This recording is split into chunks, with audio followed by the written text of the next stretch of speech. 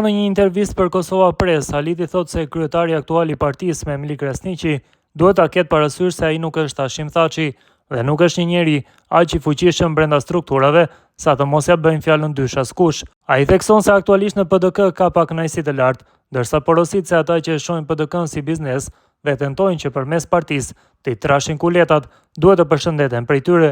Mirë po Haliti nuk përmend emra se kujt po i referohet konkretisht. Përveç kësaj, ai thotë se PDK-ja duhet të mbajë zgjedhjet e brendshme partijake. Antari i Këshillit Drejtues të PDK-s thotë se pritjet për performancën e PDK-s në zgjedhjet lokale kanë qenë më të larta.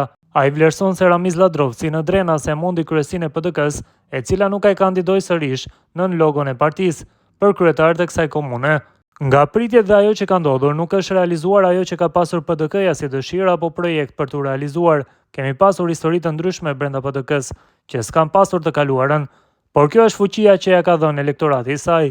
Kryetari i PDK-s duhet ta ketë parasysh se ai nuk është Hashim Thaçi, nuk është njeriu i fuqishëm që nuk ja ka bërë dysh fjalën askush brenda partisë. Ramizi ka fituar kundër kryesisë së PDK-s, pra e ka mundur dhe pjesën e degës së PDK-s në Drenas që kanë qenë kundër tij.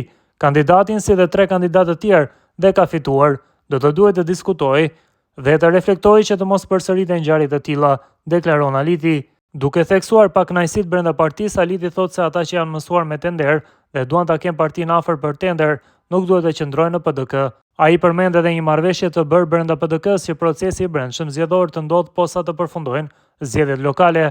Ka pak kënaqësi dhe normal që ka. Shoqëri, gjenerata, dikush janë shok klase, disa janë shok biznesi, disa shok studimesh, e disa shok lufte.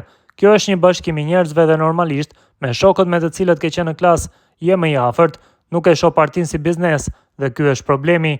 Ata që e shohin partinë si biznes dhe mendojnë se përmes partisë mund t'ju rriten kuletat, duhet të përshëndeten me partinë, kushdo që qofshin ata. Ata që janë mësuar me tendera dhe duan të kenë partinë për tendera dhe duan të qëndrojnë në drejtim të partisë për shkak të tenderave, nuk duhet të jenë. PDK-ja ka kaluar afatin e zgjedhjeve të reja. Kemi bërë një kuvent sa për të plotësuar anën ligjore të mbajtjes së një kuvendi. Kemi rikonfirmuar kryetarin dhe sipas marrëveshjes, menjëherë pas zgjedhjeve duhet të fillojë procesi zgjedhor në tërë partinë dhe pastaj del edhe kryetari që zgjedhet në kongres, shprehet ai. Krahas kësaj, Haliti thotë se deputetët e PDK-s kanë gabuar që e kanë votuar Dimal Bashën për kryetar kuvendi.